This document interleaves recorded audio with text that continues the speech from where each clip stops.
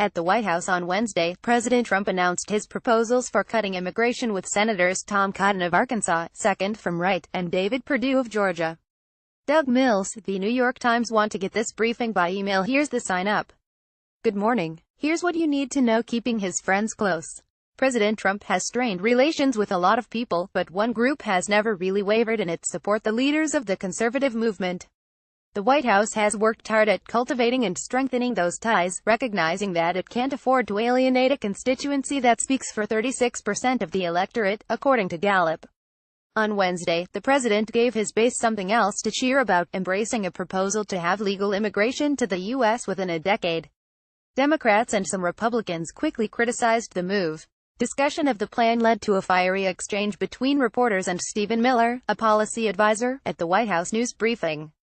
Watch it here. Separately, Mr. Trump signed legislation imposing more sanctions on Russia. But he said it included clearly unconstitutional provisions, leaving open the possibility that he might not enforce all of its measures, the end of a costly secret.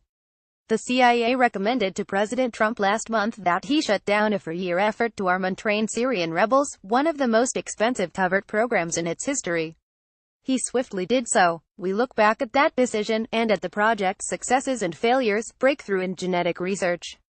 For the first time, scientists have successfully edited genes in human embryos to repair a common and serious disease-causing mutation, according to a study published on Wednesday. Gene editing could one day protect children from hereditary conditions. But this milestone is sure to renew ethical concerns about people trying to alter other traits in babies, like intelligence or athleticism. Affirmative action fight at Harvard. A lawsuit accuses the university of discriminating against Asian Americans in admissions by favoring other racial minorities. A lawsuit says Harvard's admissions process amounts to an illegal quota system.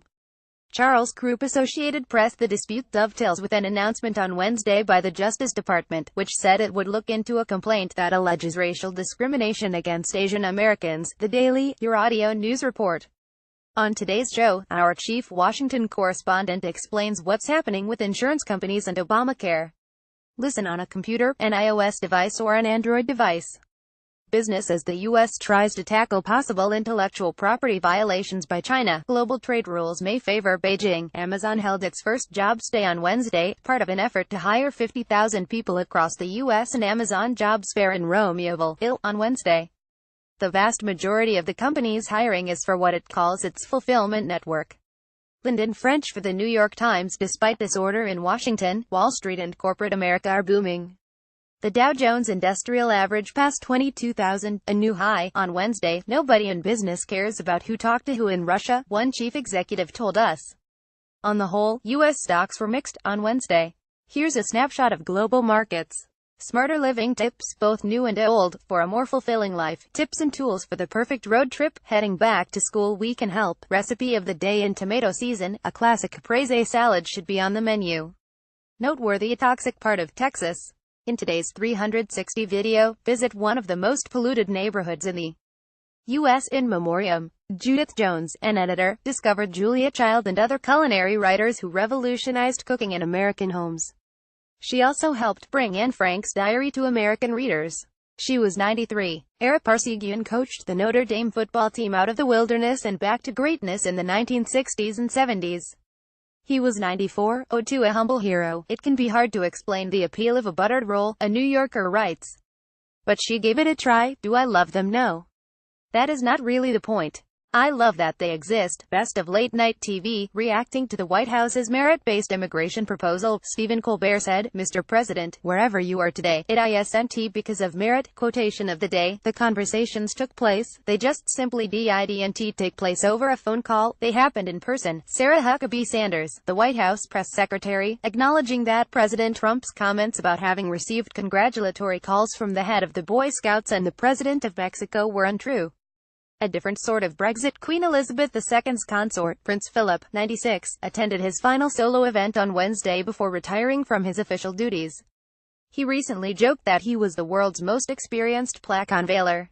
Pool photo by Hannah McKay. Backstory: Al Jazeera was recently thrust into the spotlight after 4 Arab nations demanded its shutdown as part of a blockade against Qatar. The news organization is no stranger to controversy. Al Jazeera's newsroom in Doha, Qatar, has been caught in an international quagmire. Malik Harb. Associated Press. Sheikh Hamad bin Khalifa Al Thani, the former Emir of Qatar, founded the network in 1996 as an independent platform in the region. Al Jazeera. The peninsula in Arabic refers to the Arabian Peninsula, comprising 7 nations. Al Jazeera English began in 2006. Al Jazeera America, unveiled in 2013, shuttered operations in 2016. While most Arab news outlets are controlled or censored by governments, Al Jazeera has drawn praise and ire as the first Arabic-language network to air voices critical of authoritarian regimes, although it steers clear of denouncing Qatar members of its royal family. It has interviewed Israeli politicians and members of the Taliban, and broadcast speeches by Osama bin Laden. After those 4 nations blocked access to Al Jazeera websites in June, the network responded with an open letter. Countries such as Saudi Arabia, Bahrain, Egypt and the UAE may silence their own media, it reads, but because Al Jazeera is watched by so many people in the Arab world, they want us gone. Sarah already contributed reporting, ________. Photographs may appear out of order for some readers. Viewing this version of the briefing should help. Your morning briefing is published weekdays at 6 a.m. Eastern and updated on the web all morning. You can browse through past briefings here. What would you like to see here? Contact us at briefing@newtimes.com. You can sign up here to get the briefing delivered to your inbox. Check out our full range of free newsletters here.